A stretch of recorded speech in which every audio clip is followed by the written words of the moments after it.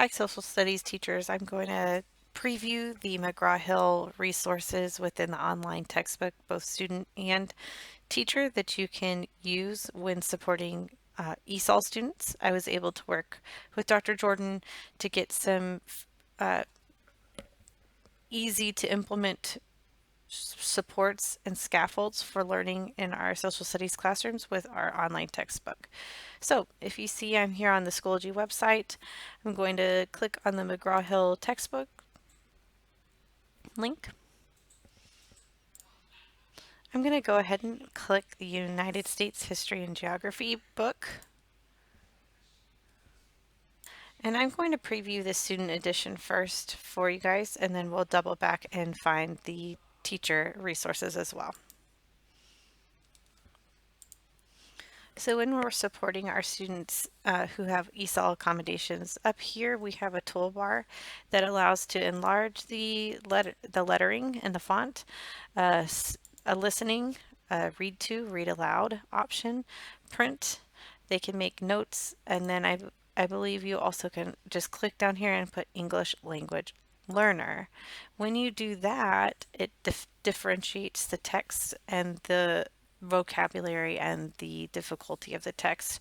I don't know if you also noticed this, approaching grade level or on grade level is also an option. So if you have a student that's not ESOL but also has maybe a reading difficulty, you can easily have them read something that is approaching the grade level to give them the content knowledge and the ability to practice their skills, but not with the strain of an on grade level reading text.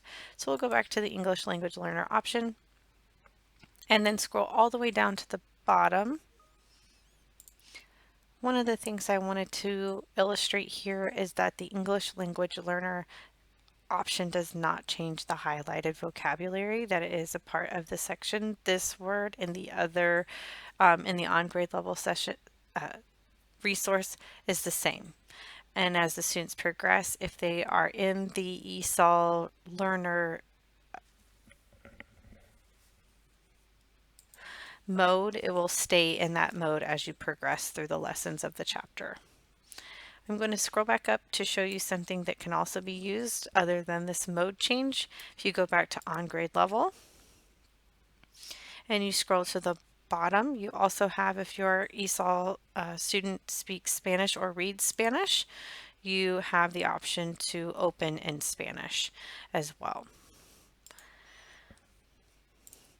Last but not least, the read to option is only available in the on grade level mode. Unfortunately,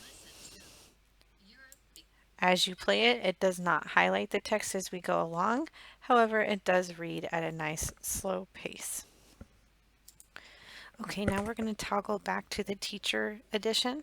If you go ahead and click open on the chapter and lesson we're reviewing, a couple of highlights. If you have yet to look at the chapter level resources, this is a very interesting way to kind of see the chunked out chapters and then the different ways in which you can engage students in worksheets, activities, and projects, and the different assessments that will be provided. You can download or open up the options here on the right, and then there are suggested differentiated and remediation strategies. I wanted to scroll down to a specific lesson resource that may be helpful as well. As you scroll along, you'll see that we have guided reading activities. And for maybe a student that has a more difficult time with keeping up with language, you may need to provide them with the guided reading activity. It's on the right here. You can download it in both English and Spanish, but I'm going to show you the English version here. And what you'll notice is that it's a close activity. And so you may, if you are presenting from a presentation mode, you may provide some kind of scaffolding for a specific group of students in completing the notes taking from your PowerPoint or lecture, or maybe you're having students do chunk reading, and so chunked up reading of the passage. You can do that as well here. Some students may not need this level of support, so always use this in a differentiated and appropriate manner. The last area I wanted to show you that would be helpful in curating some resources for ESOL or even reading supports would be the resources tab here, the purple tab.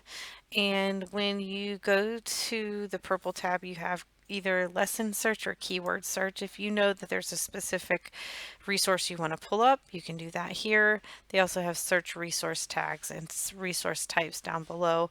But I find it a little more interesting to look at it through the lessons view. And so you click the chapter, you click the lesson, and then you scroll through and you can pick and choose the tools that you want to use and implement. And it's what you would see in the wings of your e-textbook, the teacher edition, but more condensed and just by lesson. And so you can go ahead and pull them out, star them, save them. When you star them, they go into this area called My Files, and you can reference them more quickly. I hope this was helpful. Again, if you have any questions about supports that you may need, please feel free to reach out to Kendall Eckerd or Jay DiMartino here in Europe South for your social studies ISSs. And then we also have Dr. Angelica Jordan for the region.